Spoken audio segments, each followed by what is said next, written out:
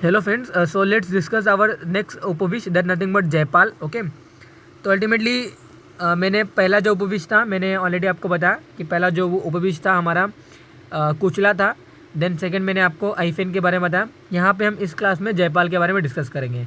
तो मैंने जो दो प्रीवियस अपलोडेड वीडियो है, आप वो पर्टिकुलर वीडियो देख सकते हो. ओके, तो जयपाल अल्टीमेटली जिन्हें हम जमाल गोटा बोलते हैं, जयपाल का एक छोटा सा पौधा होता है जिस पर्टिकुलर पौधे का हम क्या करते हैं, सीड यूज़ करते हैं. ओके, क्रोटॉन टिग्लियम इसका लैटिन नेम होता है, और उस पर्टिकुलर प्लांट का जो लैटिन नेम है क्रोटॉन टिग्लियम, उसका हम क्या करते हैं, सीड यूज़ करते हैं, जिन्हें हम क्या बोलते हैं, जमाल गोटा बोलते हैं. जमाल गोटा के बारे में आपने तो सुना ही होगा, जानते होंगे. नहीं जानोगे तो मैं आपको बताऊंगा, डोंट वरी. बट जो जानते हैं या फिर जो नहीं जानते वो अपना अगेन फिर भी सुन लें. ओके, जमाल गोटा वगैरह क्या है, हमें अगर किसी बंदे को चिढ़ाना है या फिर किसी से बदला लेना रहता है तो हम क्या करते हैं, जमाल गोटा यानी कि जयपाल के बीज का हम क्या करते हैं, चूर्ण वगैरह किसी लिक्विड मीडिया में मिलाकर, यानी कि वाटर में मिलाकर या जूस में मिलाकर या कोई फ्रूट जूस है उसमें मिलाकर हम बंदे को बोलते हैं आप इसको ले लीजिए, आप उसको पी लीजिए. जैसे ही dissolve form of that particular liquid या dissolve form of that particular liquid, okay, जिनके अंदर जयपाल के बीज चूर्ण डिज़ोल्व है, जैसा वो अगर कोई लेता है ना, उसको कंटिन्यू लूज मोशन स्टार्ट होना स्टार्ट हो जाता है. ओके, यानी कि हमें लूज मोशन होता है, हमने जाना है लूज मोशन कैसे होता है. लूज मोशन कितने बार होता है, 3 से 4 बार, 3 to 4 टाइम हम जाते हैं. हमें मालूम है loose motion causes severe dehydration, causes our severe, जितने भी हमारे वीकनेस वगैरह वो इंड्यूस करता है. आप जानते हो, आपको भी लूज मोशन वगैरह आपने हुआ होगा. ओके, तो अल्टीमेटली जयपाल के बीज का चूर्ण अगर हम किस में मिलाकर अगर किसी को देते हैं तो 15 से 20 या 10 से 15 वहाँ पे वेग यानी कि अर्जेस ऑफ लूज मोशन वहाँ पे किसी बंदे को हो सकता है, डिपेंडिंग ऑन द कितना चूर्ण मिलाया गया है. ओके, अगर आपने अंधाधुंधी या फिर वहाँ पे आपको पता नहीं है कितना चूर्ण मिलाना चाहिए और आप ज़्यादा चूर्ण अनफॉर्चुनेटली अगर मिला देते हो तो पेशेंट में डाई. ओके, वो मर भी सकता है.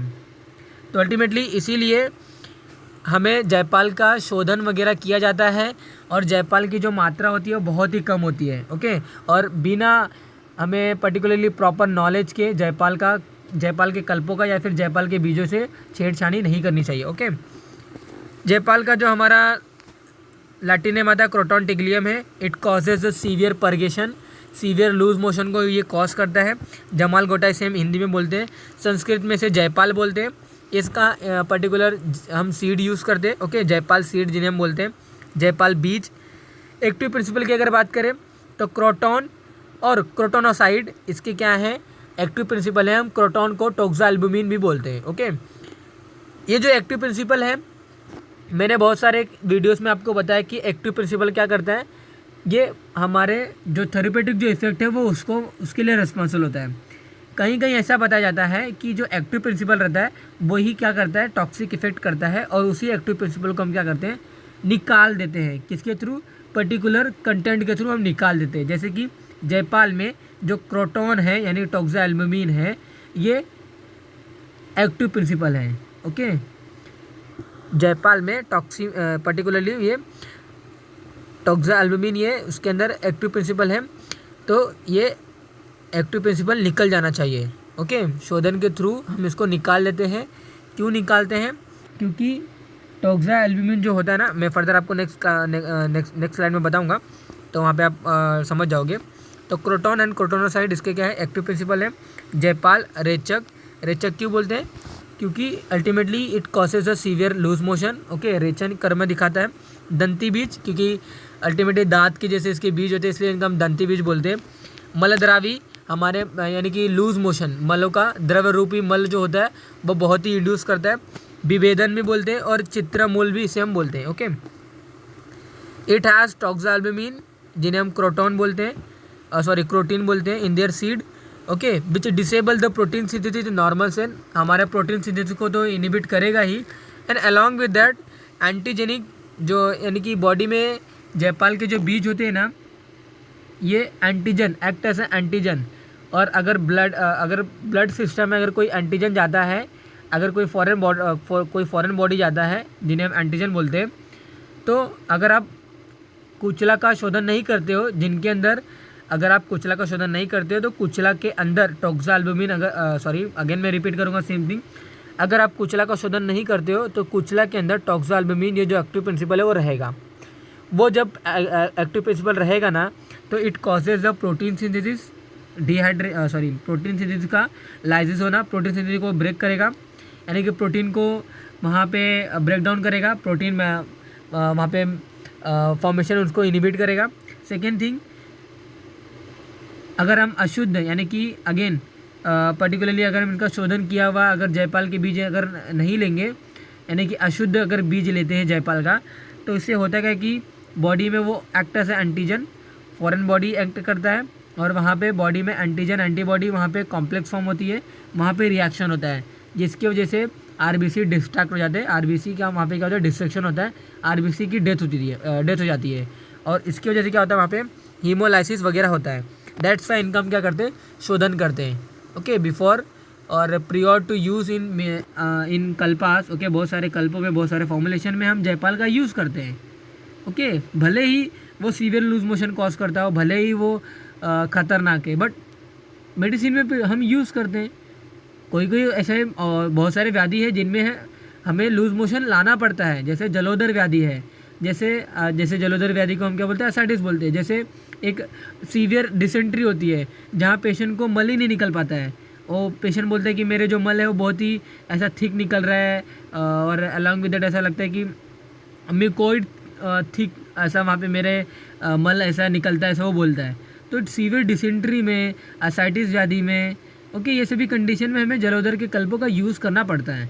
हम ऐसा नहीं बोल सकते कि ये चीज़ अच्छा नहीं है तो हमें नहीं लेना चाहिए।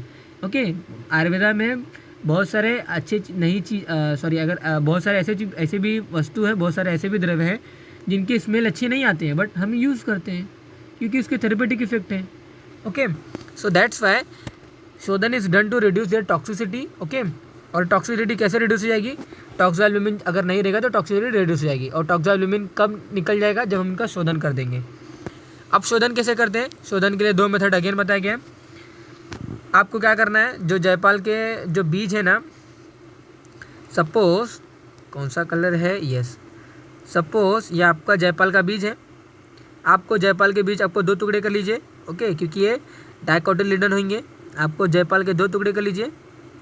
2 टुकड़े करने के बाद यहाँ पे देखिए फर्दर बताया गया है, 2 टुकड़ा आपने कर दिया ना, सीड गेट बॉइल्ड। आपको क्या करना है, सीड को बॉईल करना है, यानी कि 2 लांतर विधि। अगेन मैंने बहुत सारे वीडियो में बताया 2 लांतर विधि क्या होता है।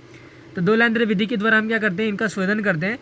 और पर्टिकुलरली स्वेदन करने से क्या होता है, पोटली वगैरह बनानी है, वो पोटली को हमें धागे वगैरह सब बांध कर एक आयरन रॉड में, एक पर्टिकुलरली मटके में, ओके,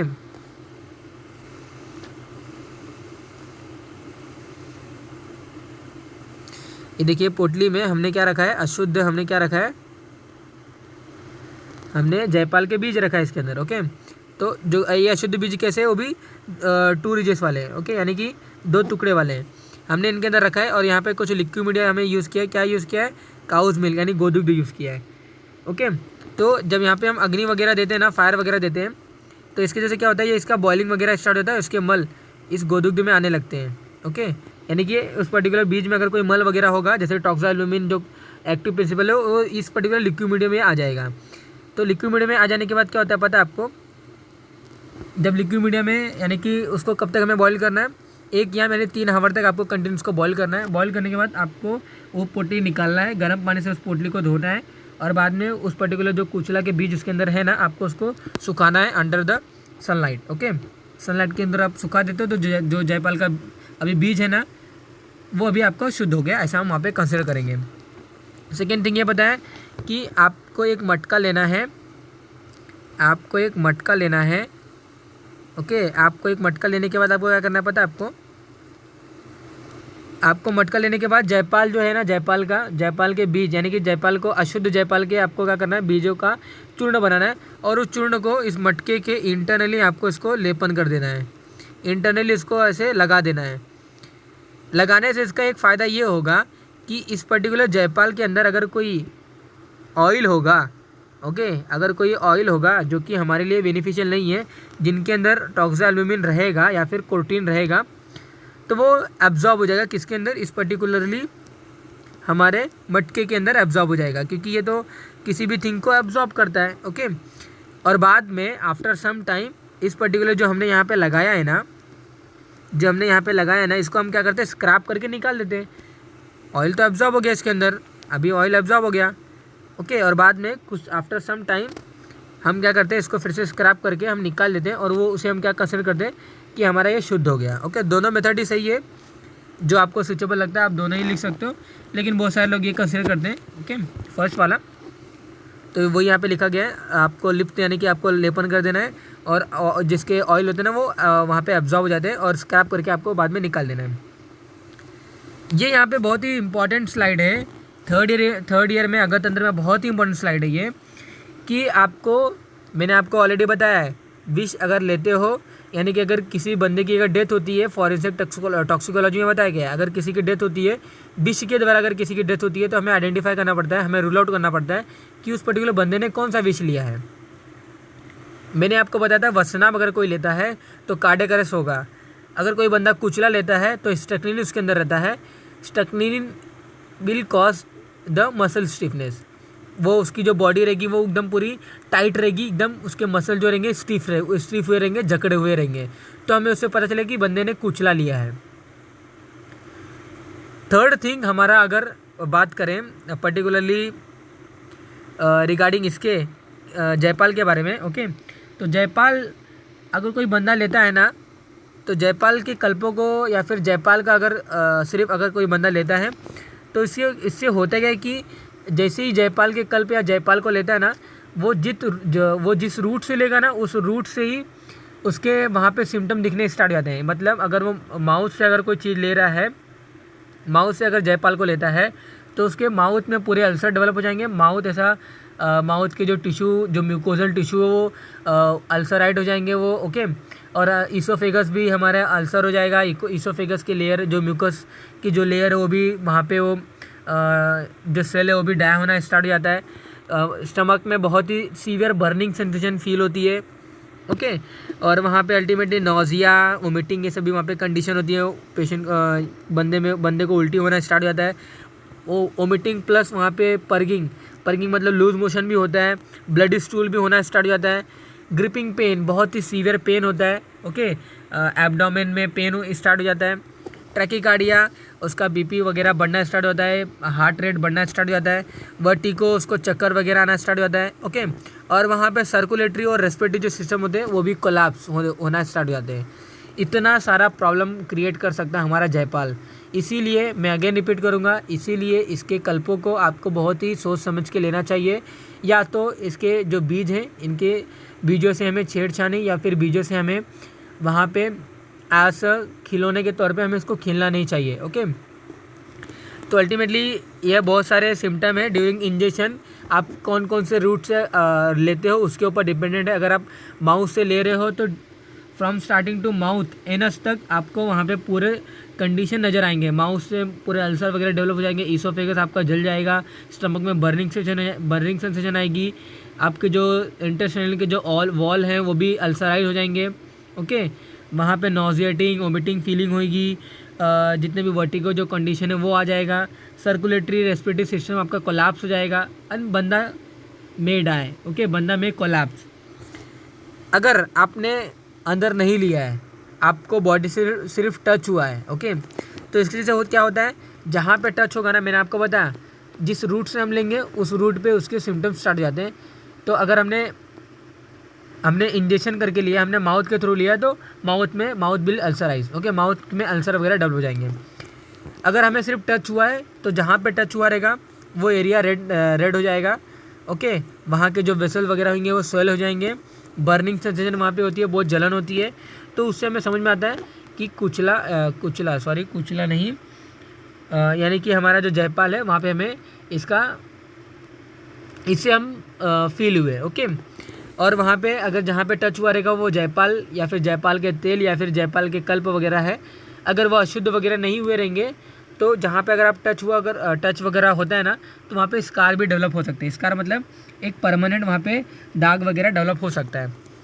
फैटल डोज की अगर बात करें तो 1 से 2 ml ये इनके फैटल डोज है, लिक्विड की बात कर रहे हैं, जयपाल का तेल जो निकलता है वो उसकी बात कर रहे हैं। अगर 1 से 2 ml अगर हमने मिलाकर किसी को दे दिया किसी चीज़ के साथ, तो बंदा जो है वो मर सकता है फटल डोज से। ओके, यानी कि 1 से 2 ml अगर जयपाल के तेल अगर हम देते हैं तो बंदा में डाए, या तो अगर 4 से 5 क्रश सीड, ओके, भले ही वो शोधित है लेकिन वो वहाँ पे पर्सन में डाए। 4 से 5 सीड बहुत बड़ी बात है। ओके, यूजेस की अगर बात करें तो इन सीवियर जो use for the purgation, forceful विरेचन कर्म के लिए हम इनका यूज़ करते हैं। ओके, जलोदर व्याधि में, असाइटिस व्याधि में इनका यूज़ करते हैं।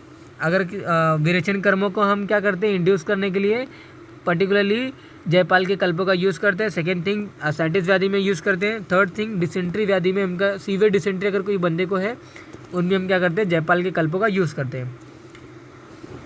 जयपाल के इफ़ेक्ट को लाने के लिए आपने मूवी वगैरह में देखा होगा कि वो गर्म पानी के साथ जयपाल के चूर्ण मिलाकर नहीं देते हैं। ओके, वो कोल्ड ड्रिंक होती है, या तो जूस होता है, या तो वो वाटर होता है, इनमें वो मिला के देते हैं और तभी वो अपना इफ़ेक्ट दिखाता है, तभी वो लूज़ मोशन वगैरह प्रोड्यूस करता है।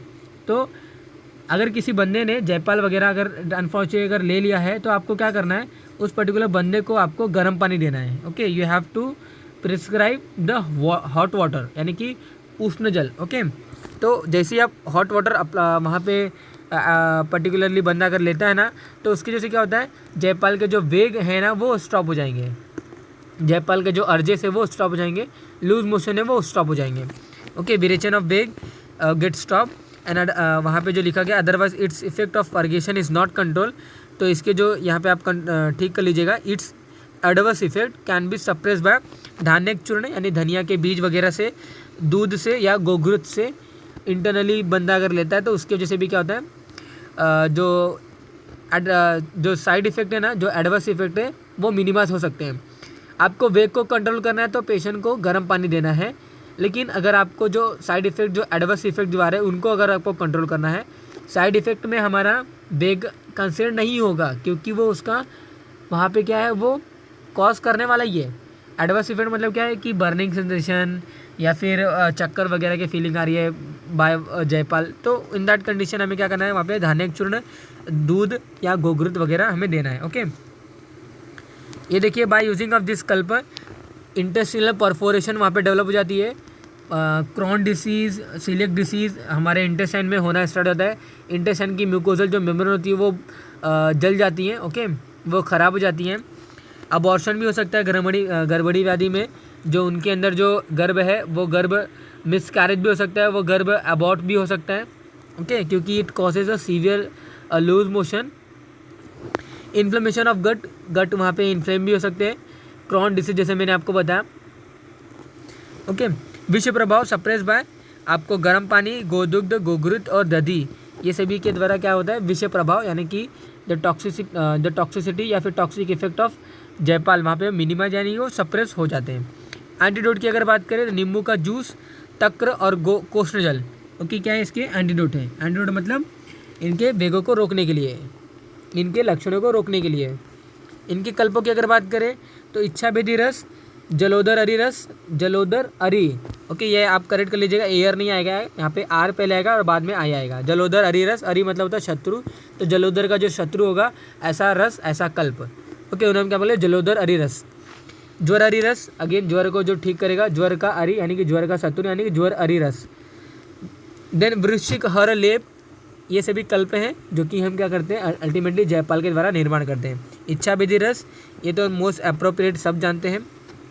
जलोदर अरी रस, ज्वर अरी रस एंड वृश्चिक हर लेप। ओके, तो that is for our Jaipal. Here we have discuss the ultimately the shodhan of Jaipal, why we have needed ultimately for purification of Jaipal। Jaipal को वेगों को रोकने के लिए हमें क्या लेना चाहिए, जयपाल का अल्टीमेटली जो भी कुछ इंट्रोडक्शन हमने यहाँ पे देखा। ओके, तो in the next slide we will discuss regarding the dhatura. तो that is regarding for today's class guys. Thank you, stay tuned for the next video.